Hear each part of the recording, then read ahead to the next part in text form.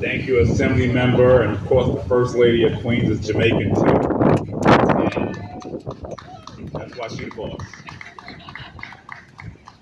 Now I'm going to bring up someone else I've had the honor of knowing for nearly 2 decades. Someone who works for this community, works for her community, and is always proud to talk about Jamaicans, always proud of her Jamaican heritage, and that is none other. And she works hard. Like I said, we work like we got 20 jobs, even if it's one. And it is great to bring up my sister, Sylvina Brooks Powers, our New York City Council Majority Whip.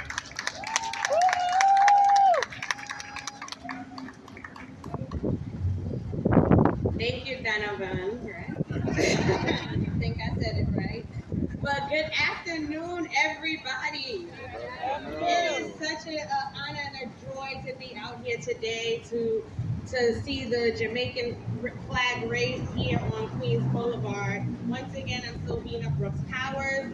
I have the distinct honor of representing what I call the dynamic 31st Council District. The communities that hail in that district include Laurelton, Rosedale, Brookville, Springfield Gardens, Far Rockaway, Edgemere, and Arverne. I like to acknowledge all of my partners in government. We all, I feel, reflect the diversity, the rich diversity of New York City. And I'm so happy that we have so much representation with Jamaican roots that represent Southeast Queens in particular. Southeast Queens is the proud home of a vibrant Caribbean diaspora. We have lived and worked here for years and built strong, thriving, and a loving community.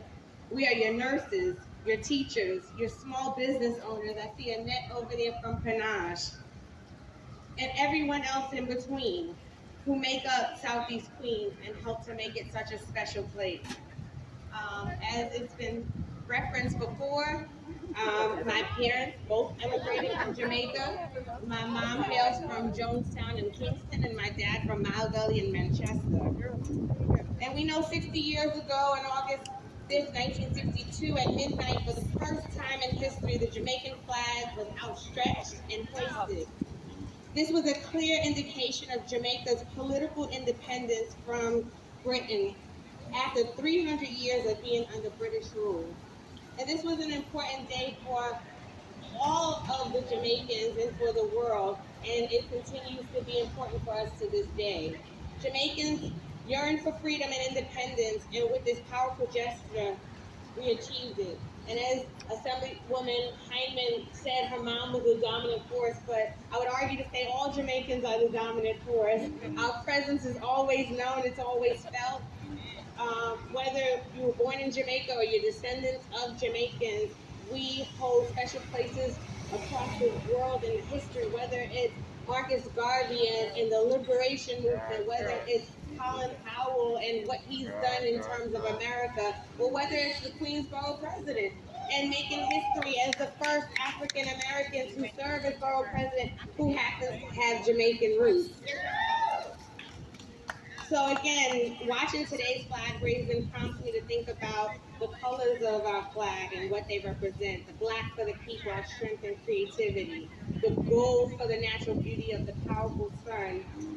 And green for the richness of the Jamaican land. So once again, thank you. Thank you for continuing to support all of us in the work that we do in government. Thank you for the the the history that we are able to celebrate, not only in August, but 365 days out the year. And thank you for being the strong presence that this country needs as we do the great work in the Borough of Queens. So once again, thank you so much, and thank you, Borough President. Woo!